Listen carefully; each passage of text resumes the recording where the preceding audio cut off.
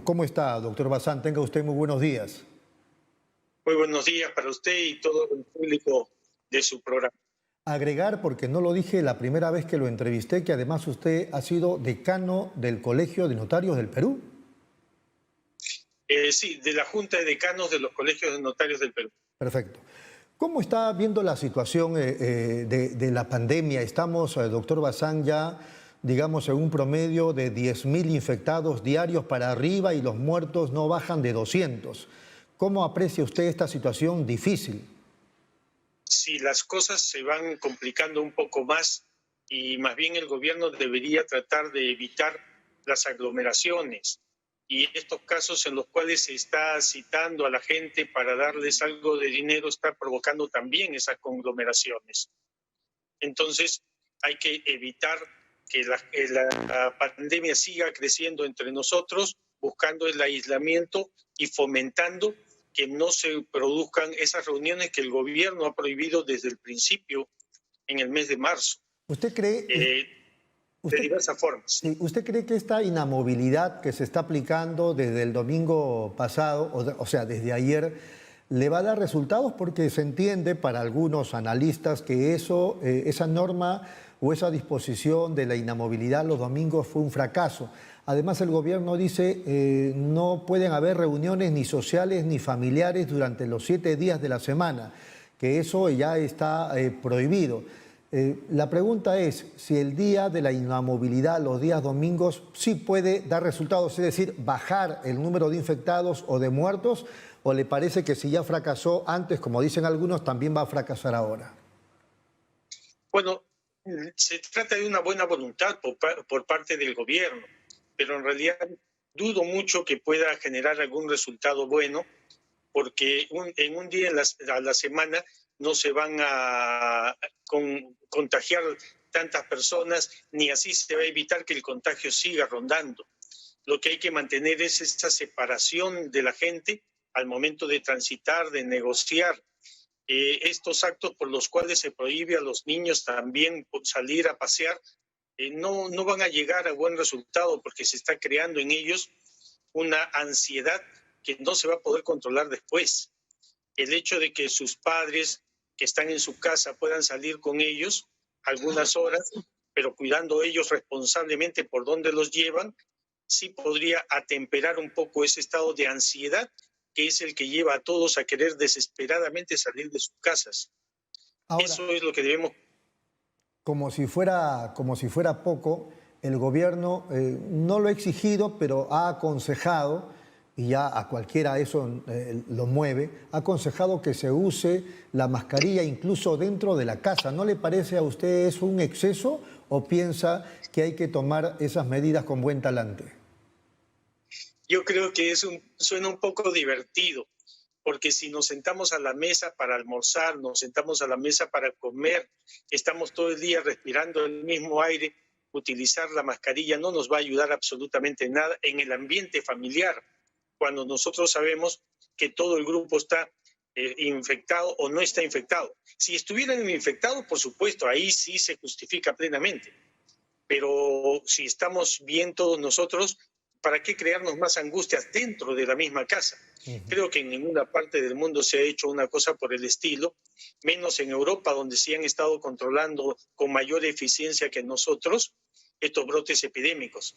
Las familias han seguido unidas, paseando, caminando y sin obligación de utilizar mascarillas entre ellos, cuando están ellos solos. Pero cuando están con otros grupos sociales, que se prohíbe también, entonces ahí sí tienen que estar con la mascarilla y las debidas protecciones del caso. No hay que crear más angustias ni alborotos dentro de cosas que no van a dar resultado en verdad. Correcto. Antes de entrar al tema electoral, una consulta que yo la planteé aquí esta mañana en Pulso Informativo. En Colombia ya han anunciado que por lo menos en Bogotá se van a abrir los colegios para las clases presenciales. En Alemania ya se abrieron los colegios, incluso hace algunos días cerraron algunos de ellos porque habían infecciones de niños, pero ya en la generalidad en Alemania están funcionando los colegios.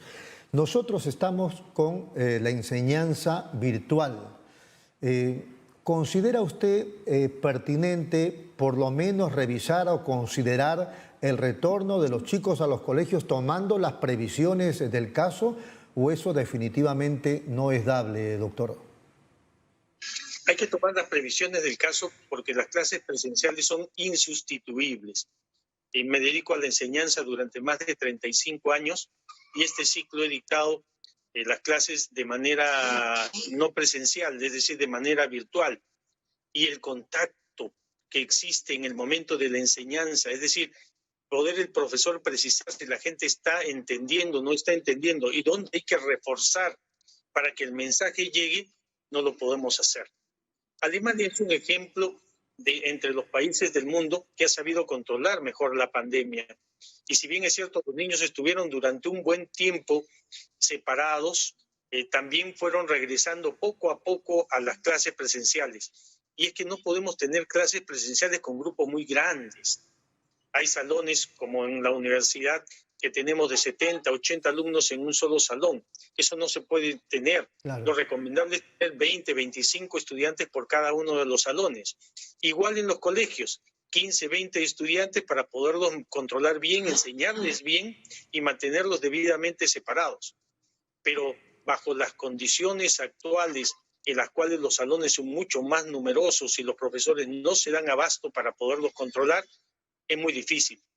Ya tendrían que pensar cómo van a replantear el sistema de enseñanza el próximo año, porque una cosa que ha abandonado el Estado peruano, no hablo de este gobierno, sino de todos los gobiernos, una cosa que ha abandonado el Estado peruano y ha descuidado es la educación, tanto en los colegios como en las universidades y también en la preescolar, que vienen a ser los nidos, que también deberían estar bajo el control de instituciones públicas que puedan dar esas facilidades y esos servicios por los cuales nosotros como ciudadanos pagamos.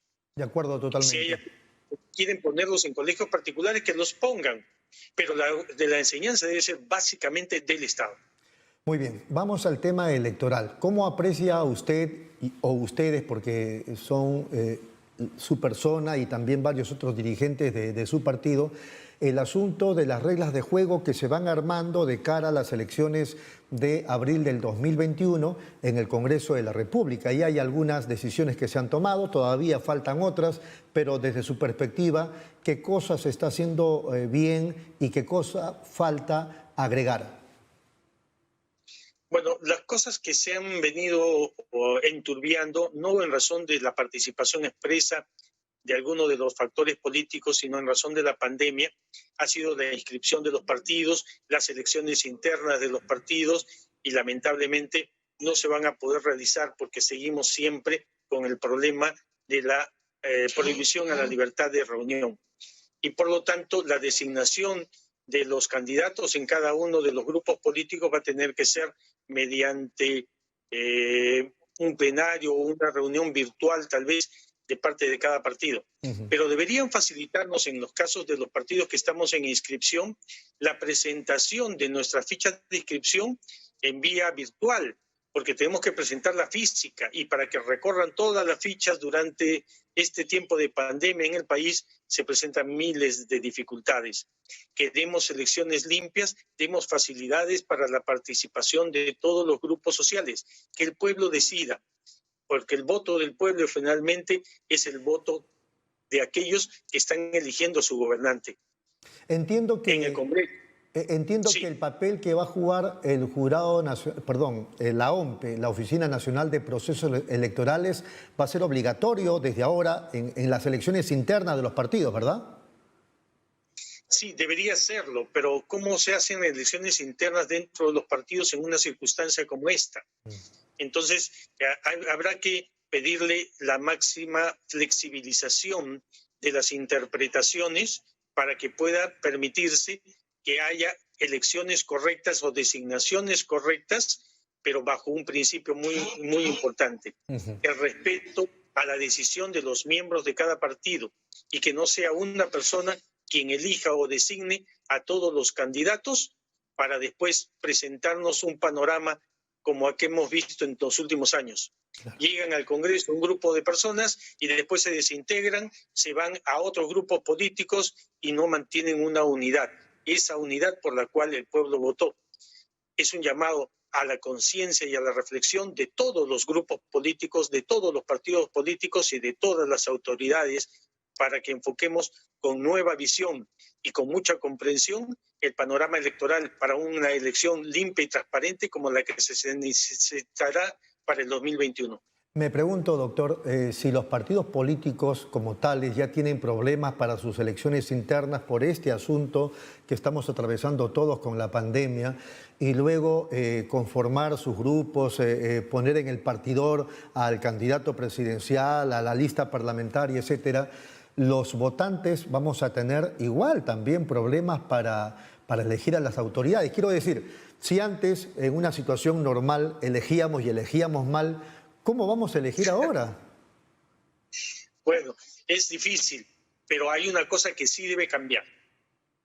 Votemos correctamente. Es decir, votemos por gente que sea limpia, que sea honesta, que sea íntegra, que sea transparente. Ese debe ser el principal requisito para las elecciones en nuestro país.